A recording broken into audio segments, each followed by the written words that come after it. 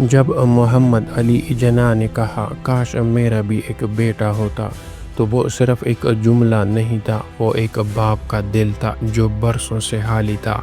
وہ دل جس نے ایک قوم کو تو آزاد کروا دیا، لیکن اپنی ذات کو تنہائی کے زنجیروں سے کبھی آزاد نہ کر سکا۔ ناظرین، محمد علی جناح کی زندگی کو ہم اکثر ایک عظیم سیاستدان، ایک بااصول رہنما اور قائد اعظم کے لقب سے یاد کرتے ہیں، لیکن تاریخ کے اوراق میں ایک باپ ایسا بھی ہے جو خاموش ہے، جو ہمیں جناح کے دل کی گہرائیوں تک لے جاتا ہے۔ یہ باپ ہے ان کی تنہائی، باطنی نرمی اور ایک باپ کی محرومی کا۔ اپنی اہلیہ رتی جناح کے وفات کے بعد اور صاحبزادی دینا کی شادی کے بعد جناح کے گھر میں صرف ایک رفیق رہ گئی تھی، ان کی بہن فاطمہ جناح۔ ایک وقت ایسا آیا کہ یہ پورا بنگلہ جو کبھی محبتوں سے گونجتا تھا اب صرف خاموشی سے بھرا ہوتا، اور یہ خاموشی سب سے زیادہ جناح کے دل میں گونجتی تھی۔ ایک گرمیوں کی رات جناح کے ایک قریبی دوست کا بیٹا اپنے اسکول کے ساتھی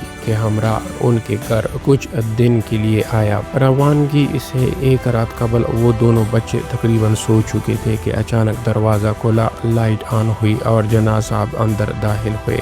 سفید سوتی پاجامے اور گاؤن میں ملبوس جناح نے نرمی سے کہا، معذرت تمہیں جگا دیا، نیند نہیں آ رہی، کل تم لوگ جا رہے ہو نا؟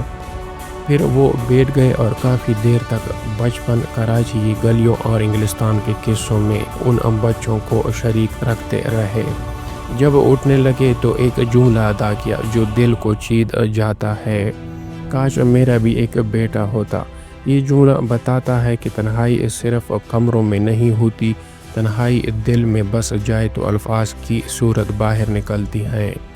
1939 میں جب جناح صاحب بلوچستان کے دورے پر گئے تو خان آف کلات کی فیملی نے ان کی میزبانی کی۔ خان کی اہلیہ بتاتی ہے کہ جناح ہمیشہ با اخلاق اور شائستہ تھے، لیکن ایک موقع پر ناراض بھی ہو گئے۔ قبائلی سرداروں کے ساتھ ایک میٹنگ میں تجویز دی گئی کہ محترمہ فاطمہ جناح کو اسٹیج پر نہ بٹھایا جائے کیونکہ وہاں پردے کا سخت رواج تھا۔ خان کی اہلیہ نے برملا کہا، کبھی نہ کبھی آپ کو یہ تعصبات توڑنے ہوں گے۔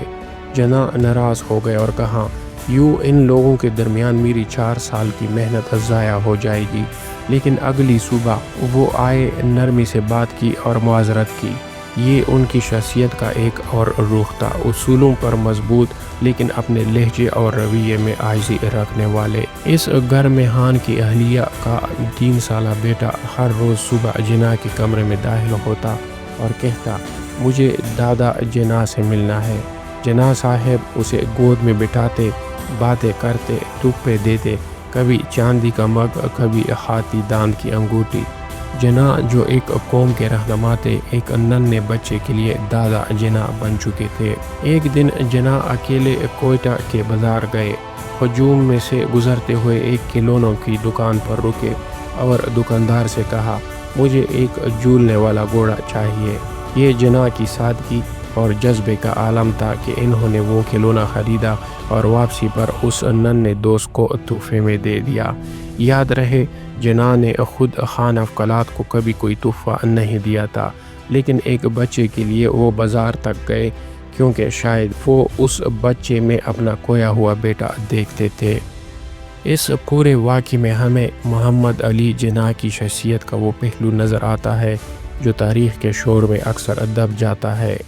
شفقت، باطنی تنہائی اور خالص انسانی محبت، یہ وہی چیز ہے جس کا درس ہمیں اسلام بھی دیتا ہے۔ رسول اللہ صلی اللہ علیہ وآلہ وسلم نے فرمایا، جو چھوٹوں پر رحم نہ کرے اور بڑوں کا ادب نہ کرے وہ ہم میں سے نہیں۔ ترمذی شریف کی یہ حدیث ہے۔ جناح صاحب کا یہ طرز عمل ہمیں اسلامی تعلیمات کی جیتی جاگتی مثال نظر آتا ہے۔ ناظرین، اگر آپ چاہتے ہیں کہ ہم آپ کے لیے ایسی ہی ایمان افروز، جذباتی اور سچی کہانیاں لاتے رہیں تو ابھی سبسکرائب کریں دستاویز چینل کو اور بیل آئیکن ضرور دبائیں تاکہ آپ سے کوئی داستان رہ نہ جائے، کیونکہ تاریخ صرف سننے کے لیے نہیں، محسوس کرنے کے لیے بھی ہوتی ہے۔ ملتے ہیں اگلے ایک معلوماتی ویڈیو میں، تب تک کے لیے اللہ حافظ۔